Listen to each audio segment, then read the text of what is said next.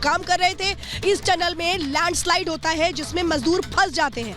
13 नवंबर से इनके रेस्क्यू का काम शुरू होता है। 14 नवंबर को इनको खाने पीने की चीजें मुहैया करवाई जाती है ताकि इनको अंदर टनल के मुश्किलें ना आए।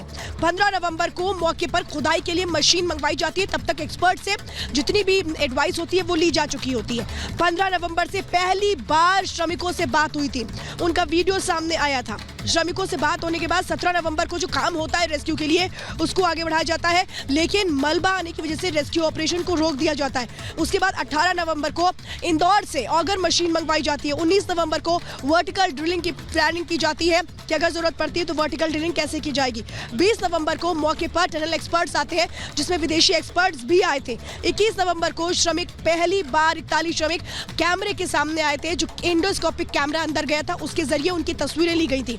22 नवंबर को पाइप के जरिए उनको सॉलिड फूड भी भेजा गया था। तो 23 नवंबर को लगभग माना गया था कि 90% काम हो चुका है और बस चंद कदमों का ही फासला है, लेकिन अभी भी टनल के अंदर कई अड़चनें आ रही हैं जिनको पूरा करने की कोशिशें हो रही हैं। ओवर टू यू सृष्टि। बिल्कुल श्वेता, ये टाइमलाइन आपने बताई कि किस तरीके से 12 तारीख से लेकर आज तक यानी कि 13 दिन हो चुके हैं और ये जद्दोजहद लगातार जारी है, कौन कौन से स्टेप लिए गए। लेकिन एक जो जंग अंदर चल रही है, दूसरी जंग बाहर चल रही है, यानी कि परिवार वालों के जहन में उनके लिए भी एक एक सेकंड बहुत मुश्किल हो रहा है बिताना। कुछ परिवार वालों से बातचीत की गई है, उन्होंने क्या कहा है आपको सुनाते हैं।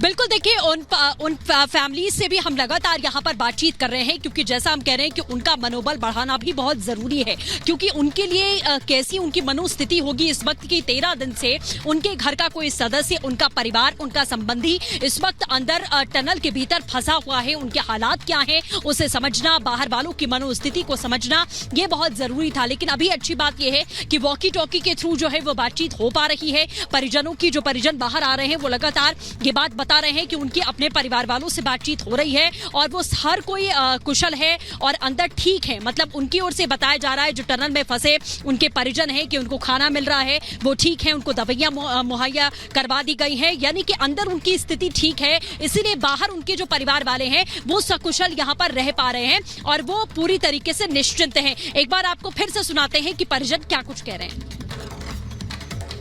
मैं अभी सुबह बात करके आ रहा हूँ। कितने बजे? कितने बजे? करीब 8 बजे करीब।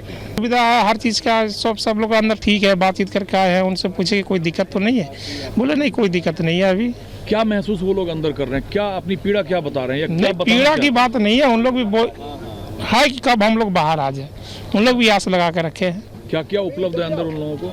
हर चीज़ उपलब्ध है। मोबाइल, बाकी पीने के लिए पानी भी इधर से बोतल सब जा रहा है, दूध जा रहे हैं सब। और मोबाइल पहुंचे उन लोगों के पास? उन लोगों को तो पहले से मोबाइल ऑलरेडी है, चार्जर उर्जर सब पहुंच गए हैं। नेट चल रहा है मोबाइल पे?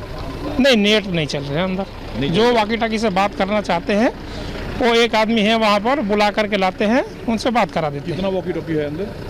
घबराहट में कोई नहीं है वहाँ पे। उनका कहना यह है कि जैसे मान के चलिए उतना दिन लग गया, वैसे एक आधे दिन से कोई फ़र्क पड़ने वाला है नहीं।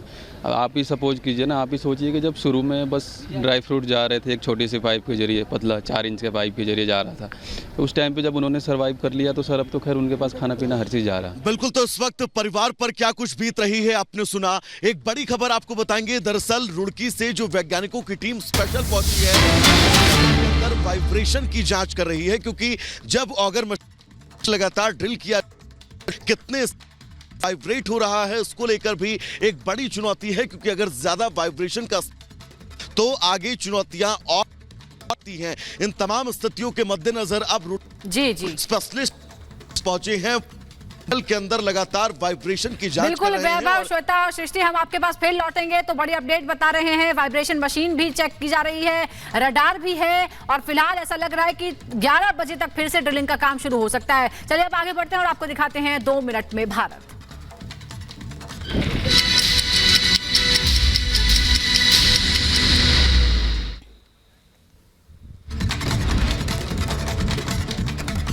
उत्तरकाशी के सुरंग में फंसे मजदूरों को बचाने की जंग जारी। सुबह 11 बजे से फिर से शुरू हो गई ड्रिलिंग।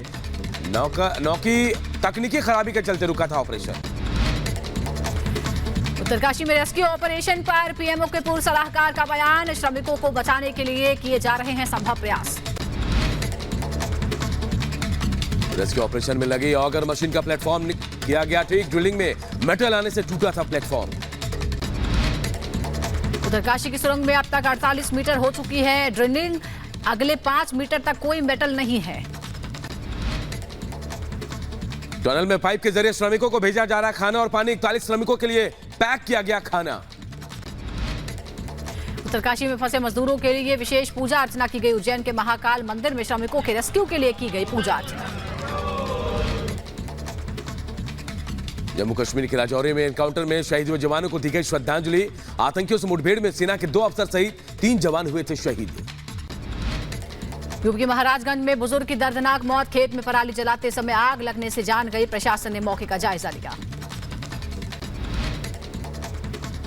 यूपी के झांसी में युवक पर ताबड़तोड़ फायरिंग। दबंगों ने घर के बाहर खड़े युवक को मारी गोली। आरोपियों की तलाश में जुटे पुलिस।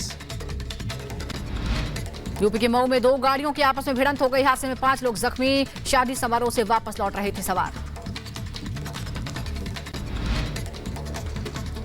यूपी के संत कबीर नगर में संदिग्ध परिस्थितियों में यूट्यूबर महिला की मौत। घर में फंदे से लटकता मिला शव। मामले की छानबीन कर रही है पुलिस। तमिलनाडु के नीलगिरी में कोटगिरी हाईवे पर यातायात फिर से बहाल हो गया है। भूस्खलन के बाद हाईवे पर आया था मलबा।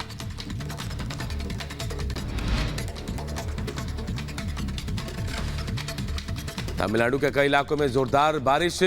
चेंगलपट्टू में बारिश के बाद जलजमाव की बनी स्थिति।